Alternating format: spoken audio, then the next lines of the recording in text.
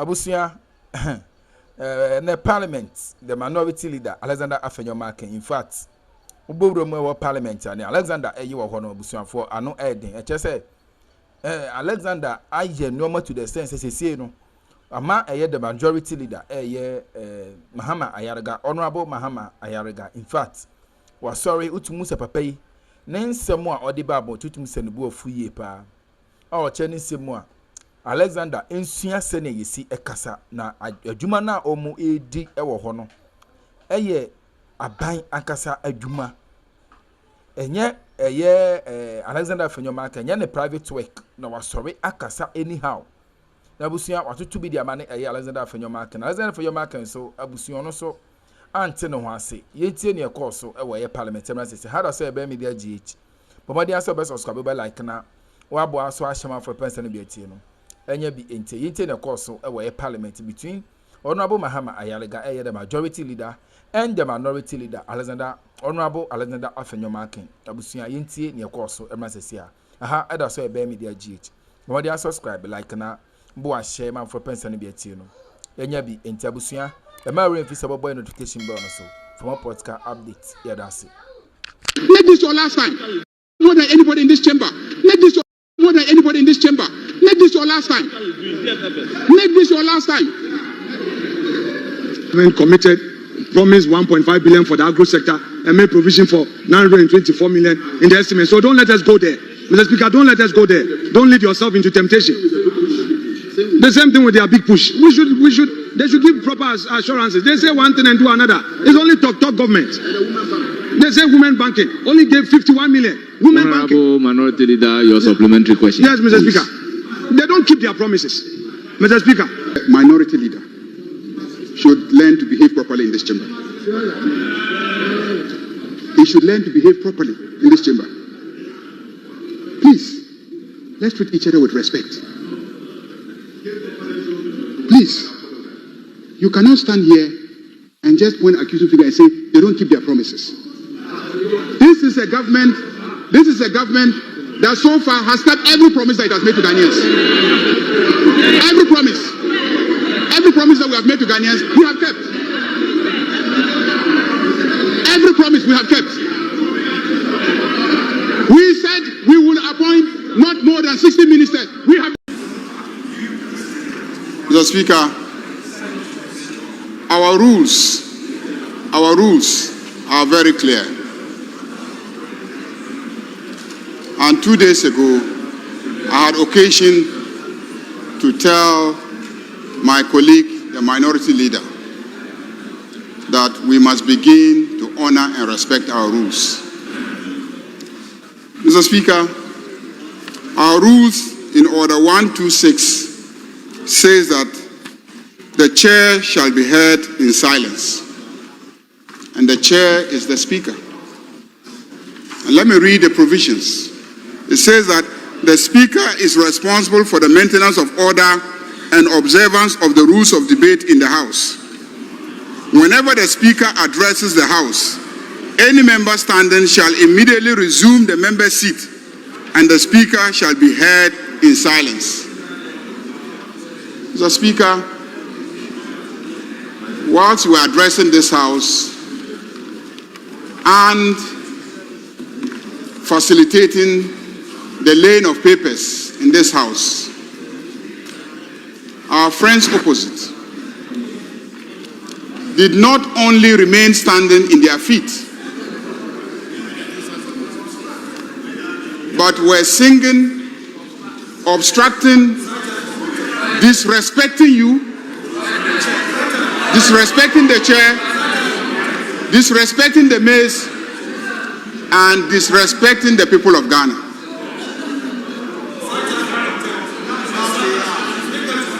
Mr. Speaker,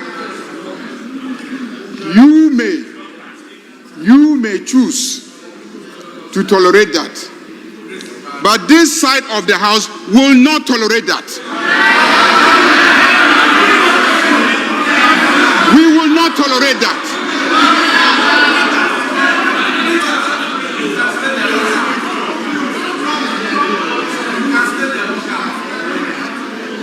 Mr. Speaker, Mr. Speaker, I, based on Order 33-2, I want to raise a question of contempt and abuse of privilege. Mr. Speaker, we must begin to enforce our rules. We must begin to enforce our rules. Mr. Speaker, this side of the House,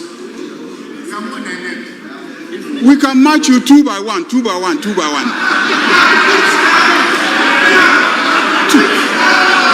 And after we have matched you 2 to 1, 2 to 1, we will still have excess. We will still have excess. We still have excess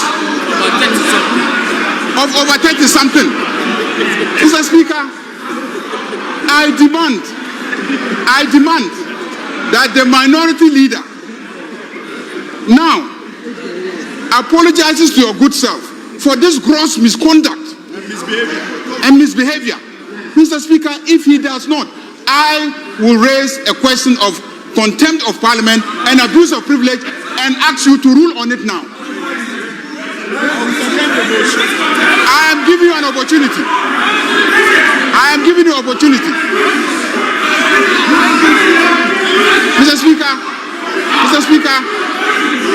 this house will not be abused by Honorable Afenyo. He's too small. He's too small to abuse this mace. He's too speaker. Once all of us sit and watch you. So I am sneaked out.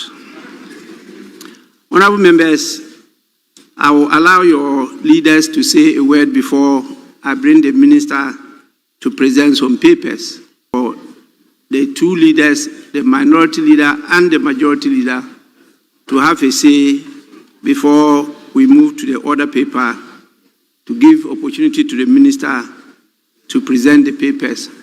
But I think now you have all stretched your limbs, you have refreshed yourselves, and you are ready for a long haul. And so I'm ready for you this night. Yes, minority leader.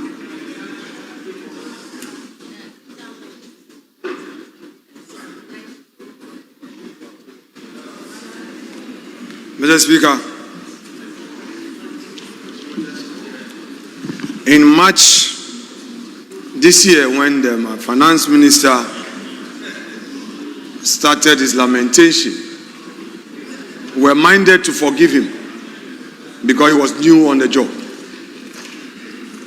Today, after several months on the job, he came to repeat the same lamentation, part 2 of his lamentation. Mr. Speaker, the minister may be minded to see the empty public gallery. The business community decided to abandon him. All these empty chairs, this is not what we've known in the past. Mr. Speaker, the minister attempted to provide some figures. He gave a tall list of allocations. What he failed to add, that in the 2025 budget that he brought to this house, we had Director of Operations at the Jubilee House, at the presidency, who publicly said every month the presidency gives 20,000 Ghana cedi to each constituency. A total 66 million. Where did they get that money from? Mr. Mustafa Bandi, the Deputy General Secretary of NDC and Director of Operations at the presidency, he publicly said that every month the presidency gives 20,000 cedis to each constituency. The Minister of Finance has not accounted for this. How that money is given, time, hotel. Mr. Speaker, Parliament, the minister has failed to consider the work of Parliament. He provides a paltry sum to Parliament when Parliament is the only body that does oversight. Parliament is an important organ of state. When the minister himself is a minister, is a member of Parliament, and fails to recognize the Parliament and its work, and you say we should hail you. Look at the ministers and their faces. Mr. Speaker, 2025, he should tell us the releases he gave them. When he was mentioning some of the figures, the ministers were looking as if this is the first time they were seeing the figures. Was there any consultation? Mr. Speaker, was there any consultation? Did they even know what was going to be in the budget? Mr. Speaker, ni a vote kahame ameke akenuchumomba ameke wake akenuchumomba abaha 24-hour economy, one job, 3 shifts. Yano yakwe gamashi teshi la nungwa yute ameke ingbe 24-hour economy yo nichumwe ingbe nichumwe yo omusi ejuma no wayi musi 24-hour economy and then wo ba ye 24-hour economy wan kan wan asem nso mo tu njum si 24-hour economy, one job, 3 shifts no wahi. Who MPs no mun to me come constituency. Minority leader. Minority leader. I'm going to translate. Your to which? No, I don't need a translation. Oh, I think your time is up for the comments. Mr. Speaker, it's okay. Mr. Speaker, it's okay. This is, you see, honorable members. It's okay. It's okay.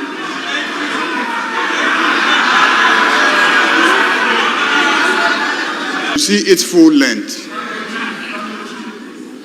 It is not lamentations. It is the continued unearthing of the bad economic management of the NPP that is being revealed every day. Mr. Speaker, it is obvious from the budget statement that the NPP government was the worst case study of bad economic management. The NPP was bad in government, but even worse in opposition. Worse in opposition. Indeed,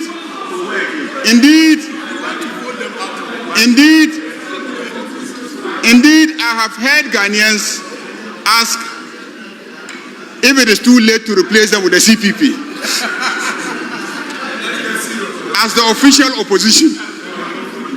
Mr. Speaker, Parliament was given a budget of 1.1 billion in 2025.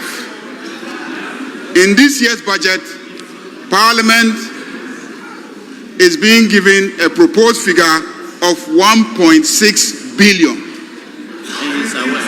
And you are aware. Mr. Speaker, if ministers are quiet, it is because this budget was presented to ministers in cabinet and they approved it before it was brought to you. So they are aware. They are aware of all the figures. Everything in the budget was approved in cabinet where all these ministers were in attendance. Mr. Speaker, I am surprised that you didn't hear that the 24-hour economy program, there is a budgetary allocation of 150 million Ghana cedis. So I'm surprised that you didn't listen. Mr. Speaker, I am not surprised that Ghanaians are now clamoring for you to be replaced by CPP as the official opposition. Mr. Speaker, we thank the Minister for Finance, his work clearly has been very commendable. This country is being turned around. Mr. Speaker, it is obvious inflation figures have drastically reduced to single digits. Mr. Speaker, we are paying our debts. Mr. Speaker, international rating agencies are giving us better ratings. Mr. Speaker, this budget and the expenditure of last year and the effort to stabilize the economy is what will create the job.